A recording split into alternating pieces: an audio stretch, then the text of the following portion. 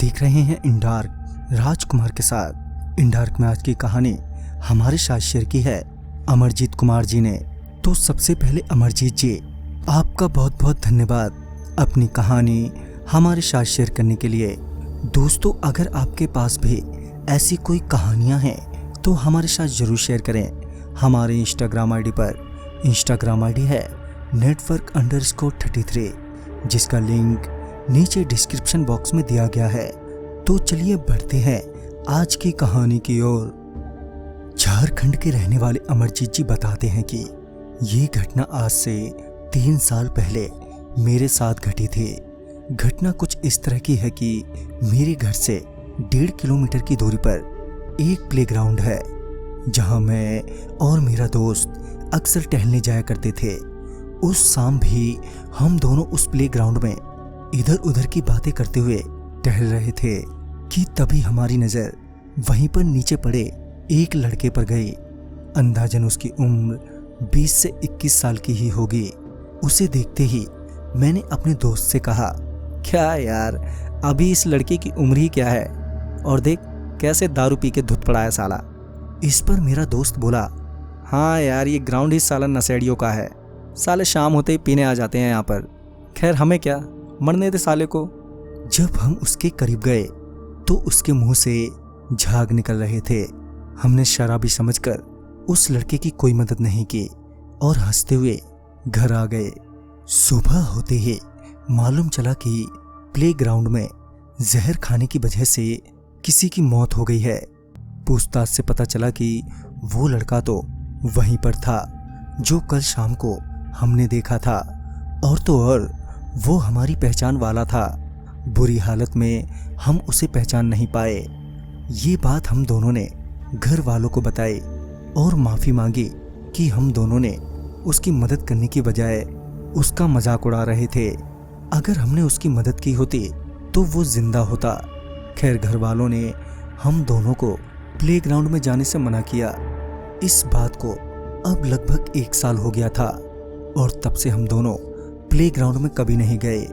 उस दिन रात के 8 बजे मैं और मेरा दोस्त घर के बाहर एक छोटी सी दीवार पर बैठे हुए थे।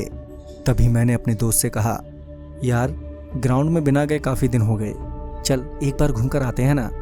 इस पर मेरे दोस्त ने साफ साफ मना कर दिया, मगर मैं माना ही नहीं और उसे चिढ़ाने लगा। तू तो डरपोक है, फट्टू है, तेरी वजह से मैं भी नहीं जा पाता। मेरी बातों से मेरा दोस्त चिढ़ गया और जाने को तैयार हो गया। अब रात के 9 बज चुके थे जब हम प्लेग्राउंड में पहुंचे। पहुंचते ही मेरे दोस्त ने कहा, चल आ गया ना, अब वापस चलते हैं। मैं उसकी बातें सुनकर उसे फिर चिढ़ाने लगा और कहने लगा कि भूत ऊत कुछ नहीं होते यार, तू भी खामखा डर रहा है। ये सब कहते हुए भूतों को गालियां देने लगा, जिस वजह से वो भी मुझे उल्टा सीधा कहने लगा। तभी हम दोनों लड़ते झगड़ते काफ़ी अंदर चले गए। मेरा दोस्त फिर से बोला, बस हो गया ना, चल अब हम वापस आने लगे। अंधेरा भी बहुत ज़्यादा था, जिस वजह से हम दोनों हाथ पकड़े थे कि तभी मुझे एहसास हुआ कि एक आदमी हमारे आगे आगे चल रहा है। अंधेरे की वजह से मुझे साफ साफ नहीं दिख रहा था। मैंने अपने दोस्त से भी कहा, यार देखियो वो कौन है। इस पर मेरे दोस्त ने कहा, अबे कहाँ, कोई तो नहीं है वहाँ पर, चल डरा मत मेरे को। देखते ही देखते वो आदमी एकदम से गायब हो गया। ये देखकर मेरी धड़कनें एकदम से तेज हो गईं और मैं घबराने लगा कि थोड़ी ही देर में सीटी की आवाज़ सुनाई दी। मेरा दोस्त मुझ पर चिल्लाते हुए बोला, यार क्या है ये सब, बंद कर इसे। मैंने कहा, भाई मैं कुछ नहीं कर रहा हूँ। हमारे चुप होते ही वो सीटी फिर से बजने लगी।